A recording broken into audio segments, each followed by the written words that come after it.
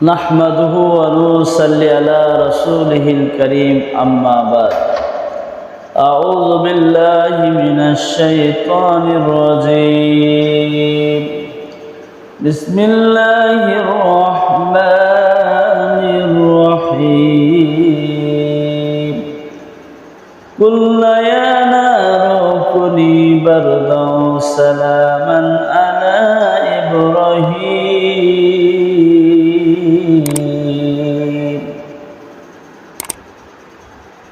সমস্ত তারিফ, সমস্ত গুণগান, সমস্ত আরাধনা সেই মহান আল্লাহর জন্য। আজকে আল্লাহ রাব্বুল আলামিন আমাদেরকে ভালোবেসে রহম করে করম করে আজকে দিনী মজলিসে বসার এবং কিছু শোনার তৌফিক এনায়েত করেছেন, তাই শুনে আলহামদুলিল্লাহ। সে একাই নামদার তাজদারে মদিনা মুহাম্মদ মুস্তাফা সাল্লাল্লাহু আলাইহি সাল্লামের উপর শত সহস্র দরুদ ও সালাম বর্ষিত আল্লাহুম্মা আমিন। যে ইব্রাহিম আলাইহিস সালাম দাওয়াত দিতেন, এই দাওয়াত প্রত্যেকটা মানুষকে দিনের দাওয়াত দিয়েছে। ইব্রাহিম আলাইহিস সালামের আব্বার নাম ছিল আজর। তিনি মাকারেন ছিলেন, মূর্তি পূজা তৈরি করতেন। এবার সে মূর্তি পূজা তৈরি করতেন, সেই তার ঘরে হয়েছে নবী যে ইব্রাহিম আলাইহিস সালাম। ইব্রাহিম আলাইহিস সালাম যখন বুঝতে শিখলো, তখন মানুষকে দিনে দাওয়াত দিতে শুরু করলো যে তোমরা এই ধর্ম তোমরা ছেড়ে দাও, তোমাদের এই দেব দেবতা তোমাদের কেউ বাঁচাতে পারবে না, মূর্তি পূজা তোমরা বন্ধ করে দাও, আর আমাকে তোমরা নবী বলে স্বীকার করে নাও, আর আমার কালমা তোমরা পড়ো, লা ইলাহা ইল্লাল্লাহ ইব্রাহিম খলিলুল্লাহুল ইসলাম কবুল করো, আমার এই ধর্মের পথে তোমরা চলে এসো। তাহলে আল্লাহর কাছে তোমরা বাঁচতে পারবে, জাহান্নামের আগুন থেকে তোমরা রেহাই পাবে, মুক্তি পাবে।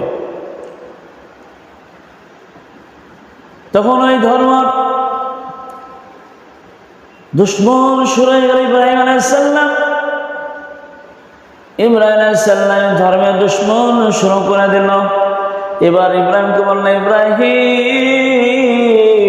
তুই আমাদের মেলায় তুই চ দেখে, আমাদের মেলাতে এমন এমন শক্তি তুই দেখতে পাবি, চমক করে কেমন ঘুরবে, আমাদের মেলাতে কেমন কেমন সুন্দর সুন্দর রকমের মেলায় যা কিছু আছে দেখতে পাবি, কত বাল কত রকমের খেলা, আর আমাদের মেলাতে দেখবি আমার ধর্মের কত শক্তি, সেদিন তোরা বুঝতে পারবি। ইব্রাহিম বলছে আমি যেতে পারবো না, এমনি সাকি মানে বললো আমি অসুস্থ আছি। তার মনের অসুস্থ। ইব্রাহিম আলাইহিস সালাম কি অসুস্থ, যে এরা কি করছে, এরা আসল ধর্ম ছেড়ে দিয়ে তারা নকল ধর্ম কি করছে। যখন সবাই হিন্দুরা যত দেব দেবতার মেলা তারা চলে যায়, মন্দির ফাঁকা, কেউ নাই, ওই মন্দিরের ভিতরে ইব্রাহিম আলাইহিস সালাম ওই ঢুকে তখন প্রতিটা মূর্তিকে জিজ্ঞাসা করছে, ও দেবতা, বড় দেবতা ছোট দেবতাকে বলছে তোমরা একবার দুধ কলা খাও। দুধ নিয়ে গেছে, কলা নিয়ে গেছে, ফল নিয়ে গেছে, কোনো দেবতা ফল ফুল কিছুই খায় না। তখন বললে ফল খালো না কোনো দেবতা, বলছে যারা খায় না ও নিজের আত্মরক্ষা করতে পারে না, তা আমাদের আত্মরক্ষা করবে কি করে। ইব্রাহিম আলাইহিস সালাম সঙ্গে সঙ্গে একটা কুড়োল নিয়ে গেছিল, ওই কুড়োল দিয়ে প্রত্যেকটা মূর্তিকে কার হাত কেটে দিল, পা কেটে দিল, নাক চোখ সব কেটে শূন্য বিচন্ন করে দিল। আর একটা বড় দেবতা ছিল, ওই দেবতার ঘরে একটা পাথর ঝুলিয়ে দিয়ে আসলো, ওই কুড়োলটা ওই দেবতার ঘরে পাথর ঝুলিয়ে দিয়ে চলে আসলো বাড়িতে। এসে তখন ওই মেলায় থেকে সমস্ত লোক এসে বলছে আমাদের মন্দিরের সর্বনাশ করেছে কে। এই মন্দিরের মধ্যে সবাই পুজো করতে এসেছে, মেলায় থেকে এসে বলছে মন্দিরের সর্বনাশ কে করেছে তোমাদেরকে বলতে হবে। তখন বলছে আমাদের ধর্মের দুশমন একমাত্র ইব্রাহিম, ইব্রাহিম ছাড়া কেউ আমাদের ধর্মের দুশমন না। তখন ওই ইব্রাহিম আলাইহিস সালামকে ডাকা হলো। ইব্রাহিম আলাইহিস সালাম আসলেন, এসে বললেন এ সর্বনাশ কে করেছে? ইব্রাহিম বলছে আপনাদের দেবতাকে জিজ্ঞাসা করলে হলো। বলছে আমাদের দেবতাকে বলতে পারে, যে বলতে পারে না, যে নিজের আত্মরক্ষা করতে পারে না, সে আমাদের আত্মরক্ষা করবে কি করে? তখন বলছে ইব্রাহিম তুমি এই কাজ করেছো। নমরুদ বাদশা ডেকে বলল ইব্রাহিম তুমি এই কাজ করেছো, আমাদের মন্দিরে সর্বনাশ করেছো, তোমাকে বড় আযাব দেব, বড় কষ্টের মধ্যে ফেলবো, তোমাকে এমন আগুনের মধ্যে ফেলবো তুমি শেষ হয়ে যাবে, আজকে তোমাকে জীবন্ত আগুনের মধ্যে আমি ফেলে দেব। ইব্রাহিম সাল্লামের পিতাকে ডাকলো, ও আজব তোমার ছেলে এই মন্দিরে সর্বনাশ করেছে, তোমার ছেলের কি করব? তখন বলছে সুপারিশ করলো না, তোমরা আপনাদের যা ভালো হয় তাই করবেন, আপনাদের সর্বনাশ করেছে, আমাদের ধর্মের সর্বনাশ করেছে, আজকে আপনাদের যা ভালো হয় সেটাই করবেন, কিন্তু ছেলের জন্য একটু সুপারিশ করলো না। আজ আমার ছেলে অন্যায় করেছে, ভুল করেছে, কিছুই সুপারিশ করলো না। সেই সময় বলছে ইব্রাহিমকে এমন আগুনের মধ্যে ফেলবো, 40 দিন যেন আগুন থাকে সে আগুনের মধ্যে ফেলবো, ইব্রাহিম আগুনের মধ্যে দাও দাও করে জ্বলবে। আর সেই সময় আল্লাহর কাছে ফরিয়াদ করলো, আল্লাহ আমার তো কেউ নাই, আমাকে কেউ বাঁচাতে পারবে না, একমাত্র তুমি আছো। সেই সময় আল্লাহ পাকের কাছে প্রথমে ইন্নী ওয়াজ্জাহতু ওয়াজহিয়া লিল্লাযী ফাতারাস সামাওয়াতি ওয়াল আরদা হানিফাও ওয়া মা আনা মিনাল মুশরিকিন। ইব্রাহিম শেষ হলো আমি তাহার দিকে মুখ ফেরলাম যিনি আসমান জমিন সৃষ্টি করেছে, আমি মুশরিকদের পরে অন্তর্ভুক্ত নাই, আমার অন্তর্ভুক্ত একমাত্র আল্লাহর কাছে। এই কথা বলি, এই দোয়াটা আমরা তো পড়ি জায়নামাজে দাঁড়ানোর দোয়া। যখন আমরা জায়নামাজে দাঁড়াই তিনি এই দোয়াটা পড়ি, ইন্নী ওয়াজ্জাহতু ওয়াজহিয়া লিল্লাযী ফাতারাস সামাওয়াতি ওয়াল আরদা হানিফা ওয়া মা আনা মিনাল মুশরিকিন। তো ইব্রাহিম বলল আমি তাহার দিকে মুখ ফেরলাম যিনি আসমান জমিন সৃষ্টি করেছে, আমি কার মুখোমুখি না, আমি একমাত্র অন্তর্ভুক্ত আমার আল্লাহর প্রতি। যে আল্লাহ তার কথা শুনলেন। এবার দোয়া করলেন আল্লাহ তুমি একমাত্র আমাকে রক্ষা করতে পারবে মাওলা, আমার তোমার যে সত্য ধর্ম সে প্রচার করতে গিয়ে আজকে আমি মানুষের কাছে দুশমন হয়ে গেছি। আল্লাহ তুমি ছাড়া আমাকে কেউ রক্ষা করতে পারবে না, আল্লাহ তুমি ছাড়া আমাকে কেউ রক্ষা করতে পারবে না, তুমি একমাত্র সর্বশক্তিমান। ইন্নাল্লাহা আলা কুল্লি শাইইন কাদির, হর চিজ পর কুদরতওয়ালা। আল্লাহ তুমি সব প্রত্যেকটা জিনিসের উপরে তুমি ক্ষমতা রাখো। আল্লাহ এই দুশমনের হাত থেকে নমরুদের হাত থেকে আমাকে তুমি রক্ষা করিও। এবার সব বললো আগুনের মধ্যে ফেলা হবে। যদি এখন বলে আকবর মৌলানাকে যে এমন সাজা দিব 40 দিন আগুন থাকে, সেই কাঠ কুটালে গুছাও, সরকার পোড়াবে, আমাকে জ্বালাবে, তাহলে সমস্ত মন্ত্রীরা সব কাঠ কুটালে ফেলবে। নমরুদ সে সময় বাদশাহ বুঝে তোমরা এমন কাঠ গোছাও, চন্দন কাঠ, দামি দামি কাঠ, তোমরা আগুন জ্বালিয়ে দাও। আর ইব্রাহিম যে আমাদের ধর্মের সর্বনাশ করেছে, এই ইব্রাহিমকে তুমি কি করবে? যে চরক করে আগুনের মধ্যে ফেলে দেবে, যেন আগুনে পুড়ে ছাইরা জীবন্ত পোড়ানো হবে ইব্রাহিমকে, যে আমাদের এই সর্বনাশ করার কারণে, আমাদের ধর্মের দুশমন হওয়ার কারণে ওকে দাও আগুনের মধ্যে ফেলে। যখন আগুনের মধ্যে ফেলবে এমন সময় আল্লাহ রাব্বুল আলামিন আগুনকে বলছে, আগুনের কোরআনের মধ্যে আল্লাহর কাছে আল্লাহ পাক আগুনকে বলছে কুলনা ইয়া নারু কুনি বারদাও সালামান আলা ইব্রাহিম। বলছে হে আগুন ইব্রাহিমের জন্য একটা পশম পর্যন্ত পড়বে না। এমন ঠান্ডা হয়ে যাব, এমন ঠান্ডা হয়ে যা যেন বরফ হোসনি তালে মরে যাবে ইব্রাহিম। এমন এসি হয়ে যায়, এমন সুন্দর হয়ে যা ইব্রাহিম যেন একটা পশম পর্যন্ত পড়বে না। ওই আগুনের মধ্যে যখন ফেলা হলো ইব্রাহিমকে, আগুনের মধ্যে যখন পড়লেন ইব্রাহিম সাল্লাম, কিন্তু আগুনের ধর্ম হচ্ছে পুড়ি ফেলা।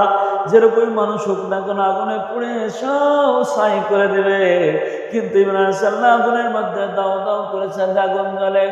আর আগুনের মধ্যে তসবিহ তাহলিল পড়ছে, আর এই তসবিহ পড়ছে আর জিকির আজগার করছে আল্লাহর। চারিদিকে দাও দাও করে আগুন গাছে একটা পশম পর্যন্ত পড়েনি। বলে সুবহানাল্লাহ, লা ইলাহা ইল্লাল্লাহ, লা ইলাহা ইল্লাল্লাহ, মুহাম্মাদুর রাসূলুল্লাহ। মানুষ বলছে ছাই ইব্রাহিম কেমন পড়লো দেখি, আগুনের মধ্যে কেমন ছাই হয়েছে রে দেখিনে চ। এবার আগুন দেখতে আসলো বহু মানুষ, আগুন দেখতে এসে আর দেখছি ইব্রাহিম সাল্লাম পুড়ে নাই, দাও দাও করে আগুন জ্বলছে। আর আগুনের মধ্যে বসে বসে তসবিহ পড়ছে, জান্নাতের খাবার জান্নাতের পোশাক সে পরে আছে। তখন আগুন থেকে মানুষ বেরালো, দেখলো, বলছি ইব্রাহিম তুমি আগুনের মধ্যে কেমন ছিলে? বলছে আমি আগুনের মধ্যে এমন ছিলাম, তাম পৃথিবীতে আমি এ দুনিয়াতে এরকম সুখ পাইনি, কিন্তু আগুনের মধ্যে সব থেকে আমি সুখ পেয়েছিলাম। মনে আছে যেন আগুন এখন সারা জীবন আমার আগুনের মধ্যে আমি যেন থাকি। ওই আগুন পুড়ে ফেলে, আর আগুনের ধর্ম পুড়ে ছাই করে দেয়। আর সঙ্গে সে মানুষ বলছে ইব্রাহিম জান্নার প্রচার করছে, এটা হচ্ছে সত্য ধর্ম। আমরা ইব্রাহিমকে বলি ইব্রাহিম তুমি তোমার কালেমা পড়ে আমাদেরকে তোমরা মুসলমান করে নাও। আর সঙ্গে সঙ্গে মানুষ আর ইব্রাহিমের দৃশ্য দেখে সবাই সঙ্গে সঙ্গে এই কালেমা পড়ে লা ইলাহা ইল্লাল্লাহ, লা ইলাহা ইব্রাহিম খলিলুল্লাহ, এই দোয়াটা পড়লেন। লা ইলাহা ইল্লাল্লাহ ইব্রাহিম খলিলুল্লাহ, এই কলেমা সবাই পড়ে মুসলমান হয়ে গেল। আর নমরুদ দুশমন হয়ে গেল।